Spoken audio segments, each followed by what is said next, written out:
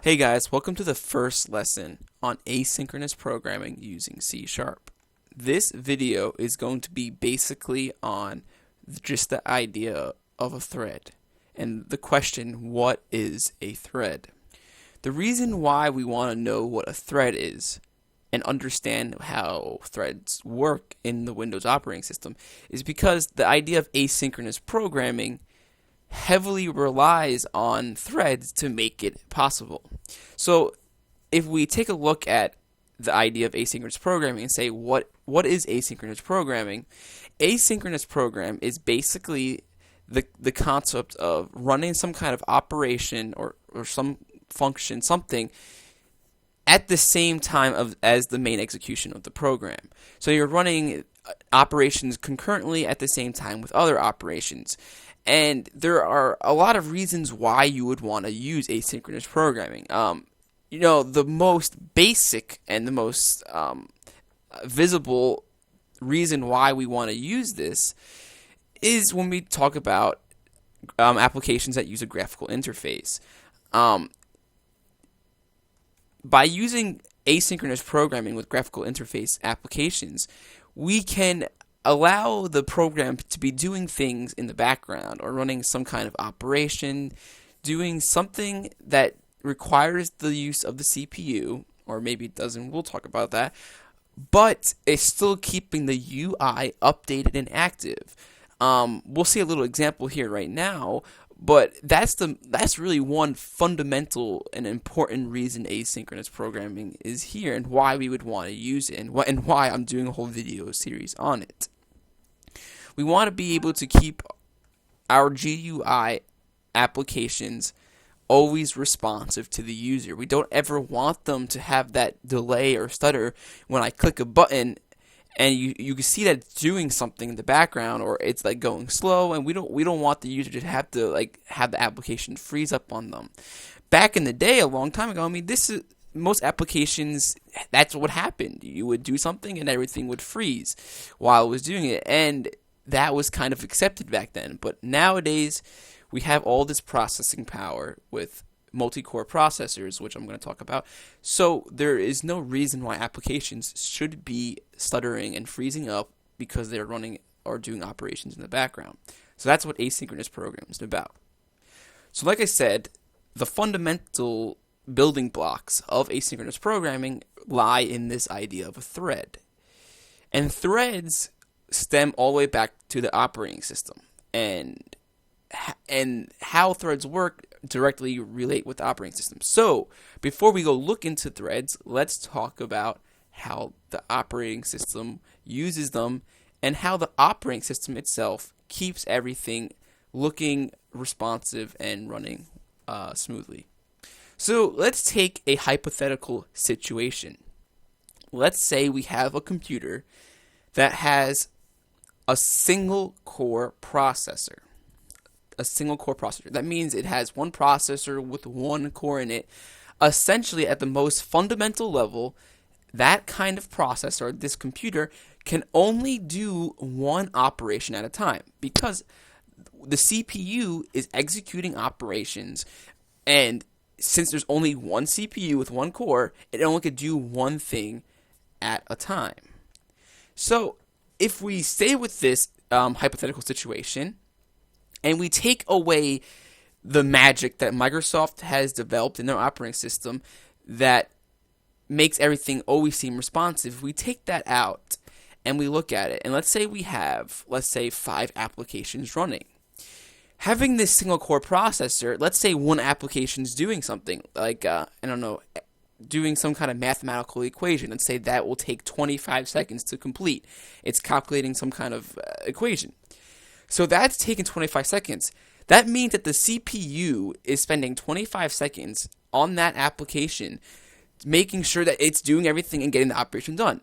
So because we only have a single core processor and the CPU is dedicating all its time to that process, all 4 other applications that are running are going to be frozen, and including the entire operating system itself. So the whole operating system's GUI and how that's working and all the processes in the background for the operating system, everything is going to be frozen because the CPU can only do one thing at a time.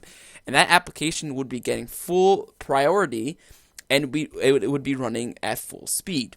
So if that's running, my application, let's say my Internet Explorer, it's going to be frozen. It's not going to be able to be responsive because the CPU is not running it. It's not doing anything, so it's frozen. So Microsoft has this problem, and what do they do to solve this problem? Well, they create this idea or this concept of a thread. Basically, what happens is every process now has threads within the process. Now, to go along with that, Microsoft develops this scheduler called the Windows Scheduler or the Thread Scheduler. And the job of the scheduler is to make sure that all threads running in all applications or processes have equal time or at least get time to run on the CPU. So the scheduler's job is to keep on switching through all the processes and saying, okay, process 1, you have 10 milliseconds to run. Process 2, you have 10 milliseconds to run. 3, you have 15 milliseconds to run. 4, and it does that. Once it reaches all the processes, it will go to the front again and execute the processes over and give it. It actually doesn't work like that. This is just a logical way to understand it. And actually, technically, every thread has priorities, and depending on the priorities and activity and stuff like that, there's a lot of things that goes involved into when a thread gets to run. But basically, the scheduler's job is to make sure that all processes have the opportunity to run. Now, what does that give us? What's the benefit of having this scheduler running and giving all these threads some time to run? Basically, it creates an illusion. It creates the illusion that because we only have one CPU, one core, only one thing can run at a time. But because this scheduler is going through all the processes extremely quickly, saying you run for a second, and going through it extremely quickly, it creates the illusion that they're all running at the same time and all responsive. If I have a single core processor and I have two applications open, because of the scheduler, I can create the illusion that they're both running and both being responsive, even though technically, at a level, they are not running at the same time. There's times where only one application is only running at a time, and it switches back and forth extremely quickly because the scheduler, and that creates the illusion because it's going back and forth so fast, it looks like they're both always responsive, and that's the job of the scheduler. So once again, the scheduler's job is to make sure that every thread has time to run. And the idea of threads is that we can create more threads, put more operations on each thread, and the scheduler will get to that thread, and that means that those operations on those threads will look like or seem like they're running at the same time. It creates that same illusion. So that is the whole idea with asynchronous programming. Because these ideas of threads in the scheduler is giving each thread some time to run, that is what creates the illusion that they're running at the same time. Even though technically they're not, it looks like they are. And those threads is what programmers can use to put operations onto new threads onto an application, and then it will look like they're running at the same time as the main thread and other things as well. Just quickly, here is my task manager.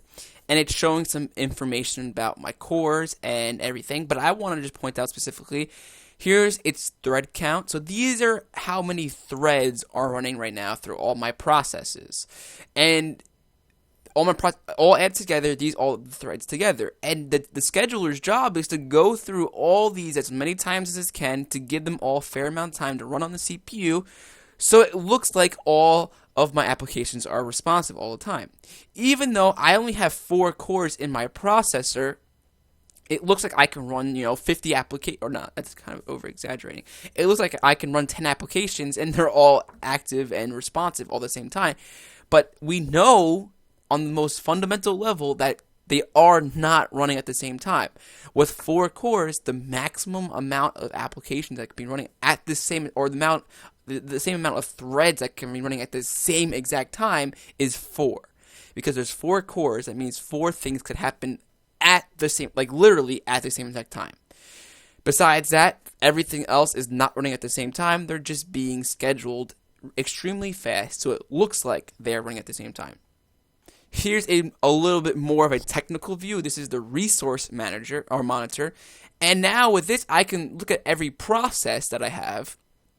And then I can look at all the threads that each process has to itself. Or has created on itself. So this is a very powerful tool. You can see that, for example, I don't know. Where's Visual Studio?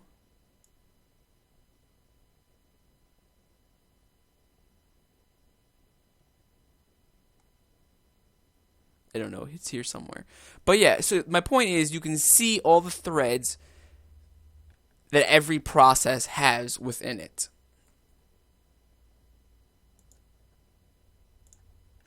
So now with that aside, let's go ahead and quickly do an example. And I want to try to keep this video as short as possible. Let's go ahead and quickly do a simple example demonstrating how threads work, to programmers at least. And we're going to first start off the program. So basically, I don't want to show you what the functions do just quite yet. Basically, the first thing we're going to do is, when we click our button on this form, basically what I want to happen is you click get name, and it's going to get a name from, let's say, some kind of database. And it's just going to get a name, and it's going to display it into this label. While it's getting it and retrieving it, this progress bar should be loading. Now, if I do this operation synchronously or with no threads, what do you think is going to happen? So basically, I start the progress bar, and I call SetName, which calls SetName, then it calls getName from database, gets name, returns, blah, blah, blah. Eventually, it sets it into this label, which I'll show you in a second. But this is calling it synchronously. What do you think will happen? So let's go ahead and run it and find out. Now, remember what I told you. If I create an ongoing action on the main thread in this example is the UI thread. So I'm creating a long-running task or a task that's going off and doing something on the main thread. So if the CPU is spending, or if the CPU scheduler comes to this thread and says, okay, execute some work, and it's saying, oh, I'm going and accessing a database to get the name, if it's doing that, that means that the scheduler or the CPU is not running the UI code and making sure that the UI is updated and responsive because it's running the code that is getting the name on the same UI thread. So because of that, I'm getting that frozen effect. Now, if I create another thread and say, okay, on the extra thread, on one thread, do the graphics and keep the UI responsive. On the other thread, go and get the name from the database. Now that there's 2 threads, the scheduler will give each one time to go on at extremely fast rate that it will seem like they're both running at the same exact time. And that's what we want. By restricting ourselves and having one thread and having the database, or by querying the database and by keeping the UI responsive, only one thing is going to happen since it's on one thread. So what one is going to be? Well, it's going to be whatever the current code is saying to do. So if I go ahead and run this, watch what happens. I click get name, and look, my UI is frozen. I can't move the window. I can't resize it, blah, blah, blah. But look at that. Once it got the name, everything started moving again and everything. So now it's unfrozen, and it got the name Jesse from the database, or quote-unquote database. So that's what happens when you only have one thread. Let's run that one more time so you can see. So I call get name. Look, I can't move the window anywhere. It's frozen. Once it's done, look what happens. Boom. It got back. So now that code finished. Now the scheduler is scheduling the thread again, but now the UI code is running instead. So everything is responsive. Okay. Now, before I explain it, let's just comment this set name out. And let's uncomment the same set name, but we're calling it by creating a new thread. Now let's see what happens. So let's call get name. Now look, it's getting name in the background. The UI is responsive. The progress bar is loading, and once it gets it, Jesse is dumped in, and the progress bar stops. Let's do that one more time. Actually, let's close it.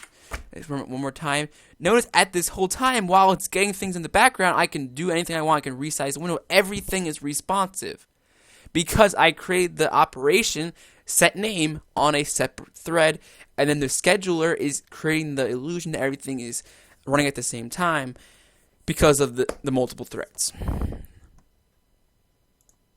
So the first thing to point out here is this. What am I doing? I'm creating this new thread. And I'm creating the new thread by using this thread class. This thread class is a way to create a straight, fresh operating system thread. When you call thread t equals new thread t.start, I am creating a fresh thread. It's creating a brand new thread right then and there. But there are some problems with that. Now, besides, I'm going to be talking about this a lot more in upcoming videos, but just to quickly explain, creating threads are very expensive resource-wise, and there are many things that go with a new thread. For example, a thread, every time you create a new thread, every thread gets its own stack, or gets its own memory you can think of. So anything you make, any local variables defined in a thread and things like that are defined within its own scope and in its own memory kind of domain.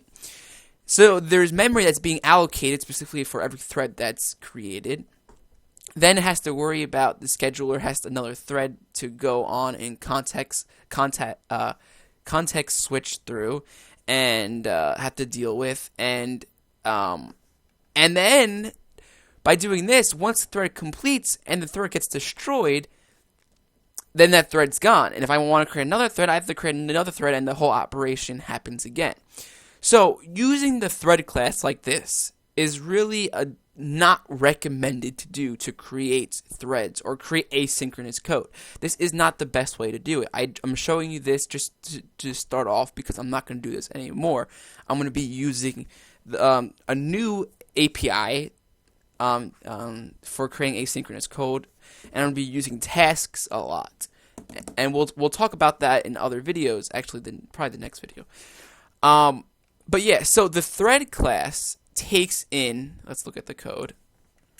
It takes in a delegate, and basically it takes in a function. So I'm passing in my SetName.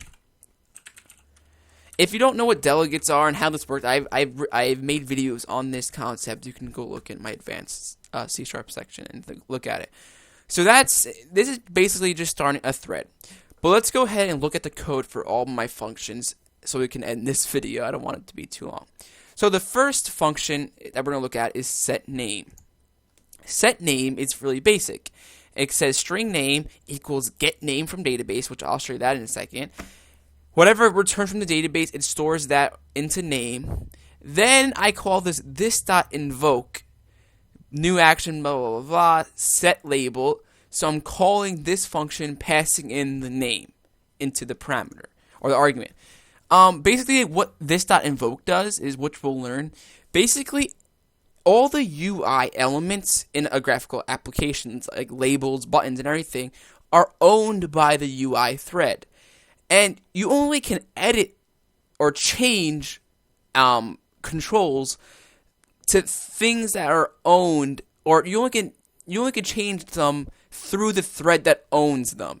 So because SetName could be getting executed on its own new thread, I have to call this.invoke to marshal the call back on, or marshal into the main thread that owns this label 1, so that I can edit it. So if I read it, look, executes the specified delegate on the thread that owns the control underlying window handle. So basically, it's just saying that whoever owns, I don't know, it's executing the delegate on the owned thread, or AKA, it's executing on the main thread. That's the best way to look at it. I'm probably confusing you more by what I'm saying. So don't worry about this syntax. We'll talk about this more. But yet, this on invoke, it takes in a delegate, so we're passing in an action with string, set name, argument. Set label just sets the label's text and stops the progress bar. So after it gets its name, it sets the name into the label and stops the progress bar on the main thread. This is now get name from database. Yes, I tricked you guys. I'm not actually querying a database. We'll probably do stuff like this later on. Instead, I am tricking you and making the thread or the current thread, whatever thread is in here, I am making it sleep. So in the case of creating the new thread, I'm making the new thread sleep for 5 seconds. And then after the 5 seconds, I kind of simulated querying a database. I return Jesse back to the caller. Caller gets stored into name. Name gets passed into here, etc. So this is basically all I wanted to talk about. This is the first look into what a thread is, what asynchronous programming is, what does it do for us, and things like that. We're going to dive a lot deeper into this in the next video, where we'll talk about tasks. We'll talk about different type of tasks. We'll talk about this idea of a thread pool, which is better than creating threads like this. We'll be talking about thread pools, and basically the thread pool is this kind of pool of threads, and basically you'll queue up work that you want to be done on the thread pool. It will do it. It will create a thread if needed. If not, it won't create a thread, but it will always run your action asynchronously. And the best part of it, it won't destroy the thread at the end. It will just recycle the thread back to the thread pool. So if you ever need to do another async operation and call it, it doesn't have to recreate the thread and go through all the process of doing that. So that's the thread pool we'll look at. We'll look at tasks. We'll look at cancellation of tasks. We'll look at errors in tasks. We'll look at, I don't know what else. We'll look at some other stuff. So I hope you guys enjoyed this video. Yeah, and be sure to stay tuned for the upcoming videos. The reason why I'm doing this series of videos on asynchronous programming is because out of all the videos I've released so far, the most popular video was in the exam 7043 exam guide and the first video in it was, I think it's like multi-threaded programming or something like that. That's the most popular video, so obviously this is what you guys want to see most. So this is going to be the new series, Asynchronous Programming. After Asynchronous Programming, I'm probably going to do WCF. So that's it. Thanks for watching. And yeah, like I said, be sure to wait for the next videos. Thanks.